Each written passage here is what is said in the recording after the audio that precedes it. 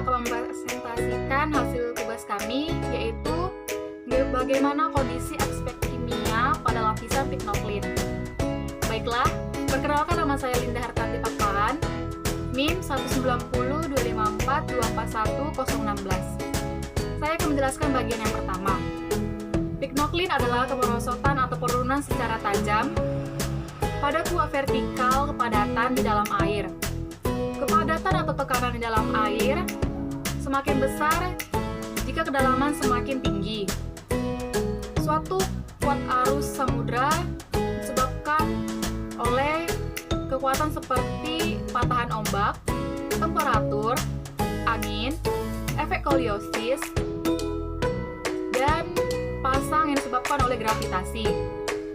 Pignoklin juga terpengaruh pada letak garis Greenland, ekuator, dan Antartika.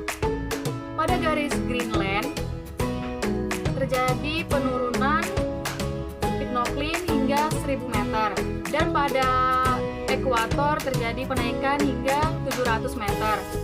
Serta pada garis Antartika terjadi penurunan kembali hingga 1000 meter di bawah permukaan laut. Assalamualaikum warahmatullahi wabarakatuh. Perkenalkan, nama saya Aryo Sandi. Saya akan menjelaskan tentang pignoklin dalam oseanografi. Merupakan batas suatu pemisahan dua lapisan cair dengan kepadatan yang berbeda. Di lautan, perbedaan kepadatan yang besar di perairan permukaan atau yaitu 330 meter, dan air laut dalam secara efektif mencegah arus vertikal. Satu-satunya tempat pengecualian terjadinya pignoklin ini daerah kutub di mana tidak adanya pignoklin. Pembentukan pignoklin dapat terjadi akibat perubahan suhu dan salinitas. Karena zona pignoklin ini sangat stabil, dia tidak bertindak sebagai penghalang untuk proses permukaan. Jadi dengan demikian perubahan salinitas dan suhu sangat kecil di bawah pignoklin.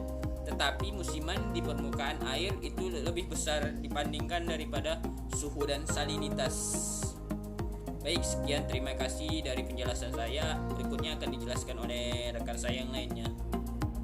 Perkenalkan, nama saya Tasya Sari Purba, NIM 19025445014. Di sini saya akan menjelaskan tentang apa yang menyebabkan Fayon Celine. Fayon Celine adalah celin atau lapisan di mana gradien kepadatan paling besar dalam badan air.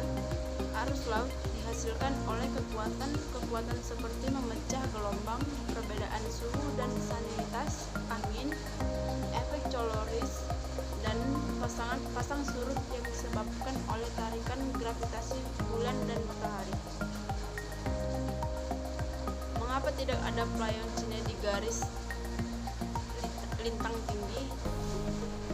Tidak ada lapisan campuran atau Fayon Celine di garis lintang tertinggi atau di atas 60 derajat karena begitu banyak panas yang hilang ke atmosfer yang sangat dingin sehingga suhu mendingin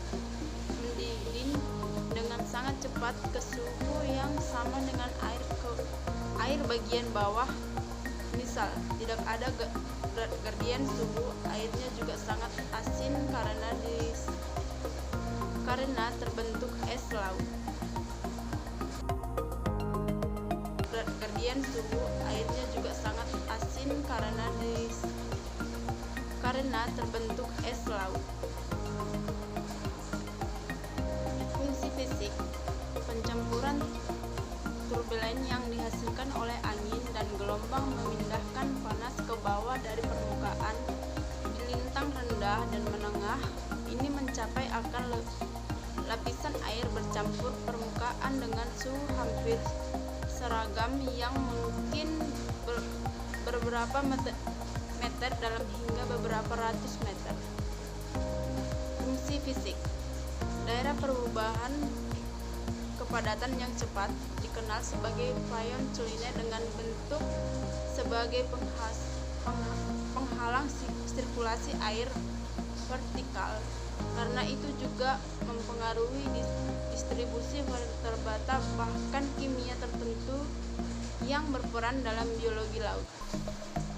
Gradien tajam dalam suhu dan kepadatan juga dapat terletak sebagai pembatasan gerakan gravital hewan.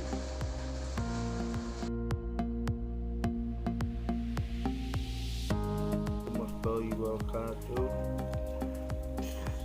Saya akan menjelaskan tentang fungsi biologis. Tingkat pertumbuhan plankton, fitoplankton yang dikendalikan oleh konsentrasi nutrisi dan regenerasi nutrisi di laut adalah bagian yang sangat penting dari interaksi antara tingkat tropik yang lebih tinggi dan lebih rendah. Pemisahan karena pembentukan phytoplankton mencegah pasokan nutrisi dari lapisan atas.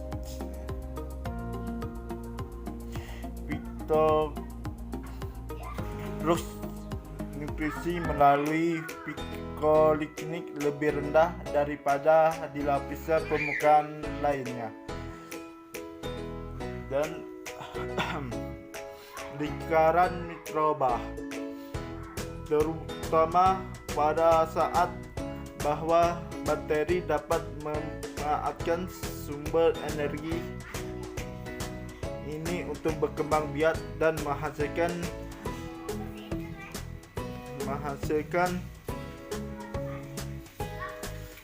nadi tajam atau mekar yang mengikuti fitoplankton, dan bakteri mempengaruhi distribusi vertikal bakteri fitoplankton. Jumlah maksimum bakteri umumnya terjadi di phytoplankton, di mana Phytodetritus telah terakumulasi dalamnya dari zona ektotis di atas. Di sana dikomposisi oleh bakteri distribusi pada pembentukan lapisan minimum oksigen di perairan stabil. Itulah pembahasan saya. Assalamualaikum warahmatullahi wabarakatuh. Perkenalkan, nama saya Rasenjana. Di sini saya akan menjelaskan tentang diel migrasi vertikal.